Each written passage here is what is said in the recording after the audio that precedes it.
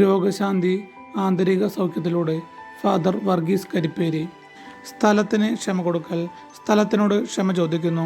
ഒരാൾക്ക് ഒരു പ്രത്യേക സ്ഥലത്തെത്തിയാൽ എന്തെന്നില്ലാത്ത പ്രയാസം. അന്വേഷിച്ചപ്പോൾ ഇരുട്ടത്ത് എന്തോ കണ്ട് ഭയപ്പെട്ടതാണ്. പകൽ ആ വഴിയിലൂടെ പോകുമ്പോഴും വല്ലാത്ത അസ്വസ്ഥതയായിരുന്നു. എന്താണ് കണ്ടതെന്ന് വ്യക്തമാകുന്നില്ല. അവസാനം ആ സ്ഥലത്തിനു തന്നെ ക്ഷമ കൊടുക്കാൻ പറഞ്ഞു.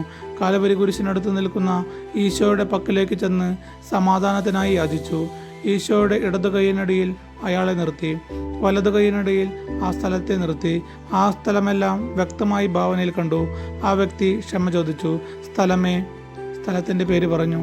ഞാൻ നിന്നെ അറിഞ്ഞോ അറിയാതെയോ വളരെ വേദനിപ്പിച്ചു. നിന്നോട് കടുത്ത വെറുപ്പും പ്രയാസവും തോന്നി.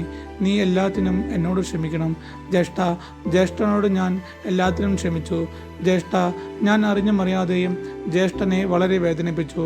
ജ്യേഷ്ഠനെ ഭയപ്പെടുത്തി. എല്ലാത്തിനും എന്നോട് ക്ഷമിക്കണം. സ്ഥലമേ, ഞാൻ നിന്നോട് ക്ഷമിക്കുന്നു. ഈശോയെ, അങ്ങയുടെ തിരുരക്തം കൊണ്ട് ഈ സ്ഥലത്തെയും എന്നെയും കഴുകി വിശദീകരിക്കണമേ. ഈശോയെ നന്ദി, ഈശോയെ സ്തോത്രം. ഈശോയെ നന്ദി, ഈശോയെ സ്തോത്രം.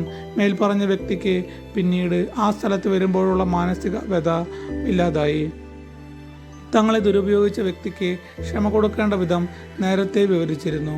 മുകളിൽ വിവരിച്ച എന്തെങ്കിലും തരത്തിലുള്ള അസ്വസ്ഥതകൾ നമ്മെ ബാധിച്ചിട്ടുണ്ടെങ്കിൽ, അത് രോഗമായി പരിണമിച്ചിട്ടുണ്ടെങ്കിൽ ക്ഷമയുടെ ശൈലി സ്വന്തമാക്കി അതിൽ നിന്നെല്ലാം മോചനം നൽകണം. നിങ്ങളുടെ പ്രയാസങ്ങൾ ഇങ്ങനെയുള്ളതല്ലെങ്കിൽ മറ്റെന്തെങ്കിലും ആണെങ്കിലും പ്രയാസപ്പെടുന്ന വ്യക്തിക്ക്, വസ്തുവിന്, സൃഷ്ടപ്രപഞ്ചത്തിലെ എന്തിനും ക്ഷമ കൊടുക്കാൻ സാധിച്ചാൽ ആന്തരിക സൗഖ്യം ലഭിക്കുമെന്നുള്ളത് തീർച്ചയാണ്.